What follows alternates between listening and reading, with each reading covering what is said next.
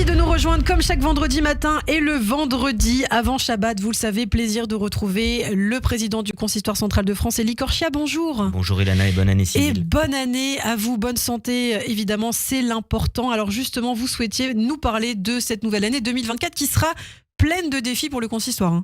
Bien sûr, beaucoup de défis dans cette année 2024. Ce premier vendredi de 2024 me donne l'occasion avec vous, avant qu'on parle du livre d'Émilie Frèche, qui est un très très beau livre qui est sorti à la rentrée et que j'ai lu la semaine dernière. Des défis, je voulais revenir sur 3 défis principaux pour cette année 2024, quand on voit l'évolution de cette année 2023 qui a été extrêmement difficile, tant à l'étranger avec ce qui s'est passé évidemment au Proche-Orient et avec les répercussions que ça a eu au niveau de l'antisémitisme, notamment dans beaucoup de pays.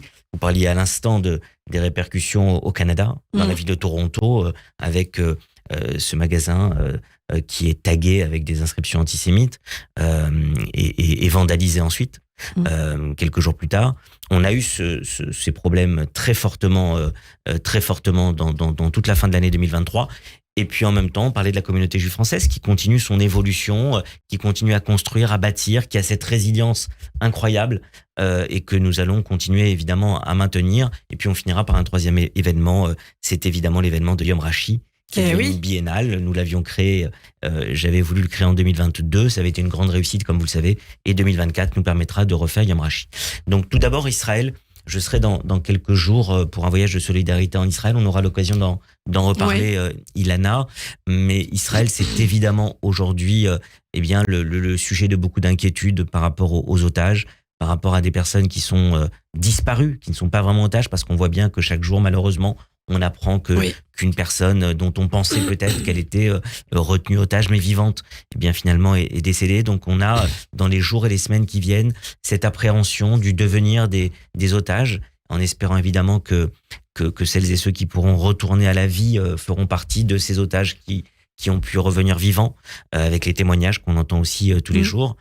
Donc Israël qui est évidemment dans nos pensées, avec cette opération de défense de la survie d'Israël face au terrorisme qui est en cours et dont on sait qu'elle va prendre un certain temps. Toute l'année 2024. Toute l'année 2024. Selon, en tout cas, entre les officiels israéliens. Les opérations sur place et puis peut-être après une période de réorganisation du territoire pour le rendre évidemment démilitarisé. On verra comment les choses vont évoluer.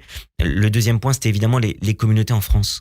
Il faut continuer, c'est tout mon travail, vous le savez, dans toute la France, de continuer à permettre à celles et ceux qui continuent à faire vivre leur communauté de pouvoir les sauvegarder, parce qu'il y a des petites communautés qui continuent à vivre avec moins de monde, et puis évidemment les grosses communautés de continuer à aider leur développement, et ça c'est toute notre force. Je suis très fier, je voulais en dire un mot aussi de ce qu'on a fait avec Radio J il y a 6 mois, quand on a réussi à créer cette nouvelle émission qui, tous les vendredis matins, avec vous notamment tout à l'heure, à 8h35, permet pendant 10 minutes de faire un focus. Le rendez-vous des communautés. Voilà, le rendez-vous des communautés sur une communauté à travers la France. Tout à l'heure, ce sera mon ami Dan Amiach, le président de la communauté d'Aix-en-Provence, puisque toutes les semaines, on choisit un interlocuteur, on choisit une communauté à travers la France, et ça permet à ce que les auditrices et les auditeurs puissent découvrir une communauté, et en tout cas l'actualité aussi de toutes les communautés à travers la France. Et puis je terminais le dernier dimanche de juin. On espère donc faire Yom Rashi 2024. On aura bien sûr l'occasion d'en reparler. Et on aura l'occasion de parler de ce grand rendez-vous parmi toutes les actions et les défis qu'on se lancera au cours des mois à venir.